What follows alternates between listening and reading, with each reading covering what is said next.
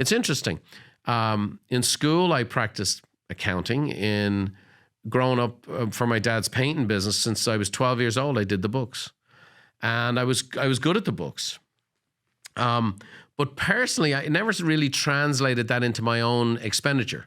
I was just like everybody else. There was times I overdrafted my bank account, or I had too much month and not enough income to patch it up. And it wasn't until Jim kept saying, no, if you want to be successful, no matter what, it's not optional. You have to be good at finances. And that's like just a no-brainer. You have to be good at it. So I did. And he would say the philosophy of the rich versus the poor is this: the rich invest their money and spend what's left. The poor spend their money and invest what's left. It's so simple, so profound, but yet life-changing. If you invest first and spend second, you're in a totally different perspective and a totally different life than the person who spends first and invests what's left.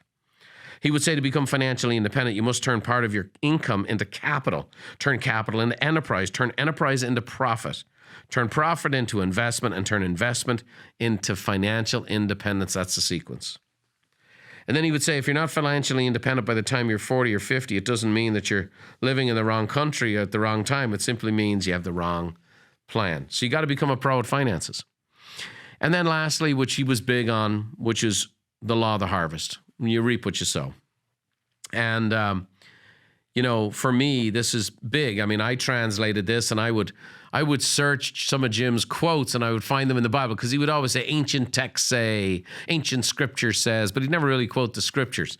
So I would dig him, and I would have fun chasing Jim Rohn's quotes in the Bible, a lot of them in the book of Proverbs. But one, which is one of the principles I built my business on, said, do not be deceived, God is not mocked, which you can't make fun of God. Whatever a person sows, that's what they reap.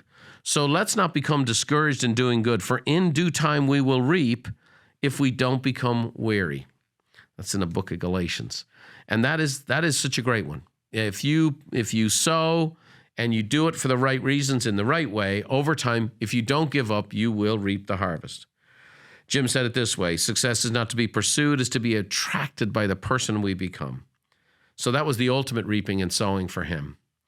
He said the greatest form of maturity is at harvest time. That is when we must learn how to reap without complaint if the amounts are small, and how to reap without apology if the amounts are big. And then he'd say, let others lead small lives, but not you. Let others argue over small things, but not you.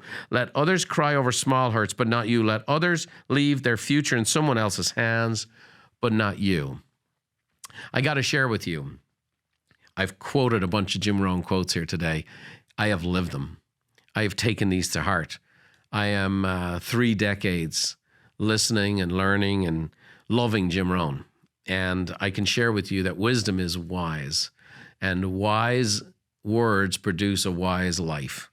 And the man's really helped me, and I'm forever thankful for him. On a personal level, I'll share with you some short things about the man that I came to know as a friend. One thing that I learned from observing Jim was Jim always took time for Jim. Jim had an RV and a bicycle. And Jim would head up to the mountains, and even he would be traveling, he'd be going all over the world, he'd come back, and the next thing you know, he'd take a little trip, even for a day or a weekend or one night, and he'd head up to the mountains, and he'd get a little sun, and he'd get out on his bike. And I always watched Jim taking time for Jim, something that's been a weakness of mine throughout my life that I'm only really starting to embrace now. Jim used to say, I'll take care of me for you if you'll take care of you for me. And I would say of all the quotes that I know to be true, that's the one I've had the hardest applying in my own life. And I'm really working at it now. And I tell my bride this all the time.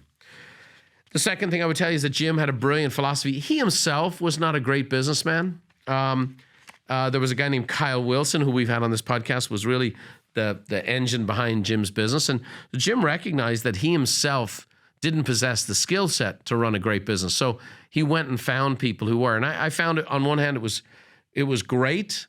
On the other hand, it was also very illustrative. And that you can have the great philosophy doesn't mean you have the skills. And so he went and found people who could help him. And again, Kyle was a guy full of skills that helped him with that. Thanks for watching. If you want more tips on how to think, feel, and do better, check out these videos too. Oh, by the way, don't forget to subscribe to the channel and leave us a like if you enjoyed the content.